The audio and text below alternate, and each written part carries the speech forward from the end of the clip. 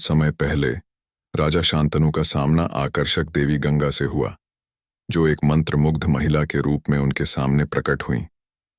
उसकी सुंदरता का विरोध करने में असमर्थ राजा ने उसे अपनी पत्नी बनाने की इच्छा व्यक्त की और उसे अपना राज्य और अपना जीवन सहित अपना सब कुछ देने की पेशकश की। गंगा उनसे विवाह करने के लिए तैयार हो गई, लेकिन उन्होंने कुछ शर्तें रखीं। उसने जोर देकर कहा कि राजा सहित किसी को भी उसकी उत्पत्ति या कार्यों पर सवाल नहीं उठाना चाहिए।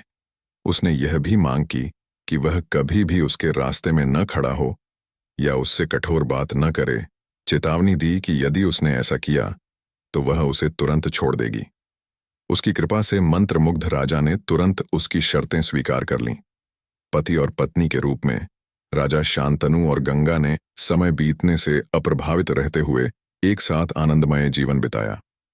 हालांकि गंगा के व्यवहार ने राजा को हैरान कर दिया।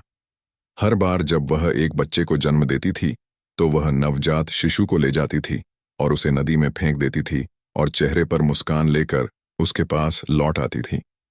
इस हृदय विदारक कृत्य पर भय और पीड़ा के बावजूद राजा शांतनु अपनी पत्नी से किए गए वादे का सम्मान करते हुए चुप रहे। उसने उसकी असली पहचान और उसके कार्यों के पीछे के कारण के बारे में सोचा, लेकिन उससे सवाल करने की हिम्मत नहीं की। यह हृदय विदारक सिलसिला तब तक जारी रहा जब तक गंगा अपने 8वें बच्चे को नदी में फेंकने वाली नहीं थी। एक और निर्दोष जीवन को खोने के विचार को सहन करने में असमर्थ राजा ने अंततः बोला और उससे रुकने की विनती की। गंगा ने धीरे से उसे उसका वादा याद दिलाया और फिर अपना असली स्वरूप प्रकट किया।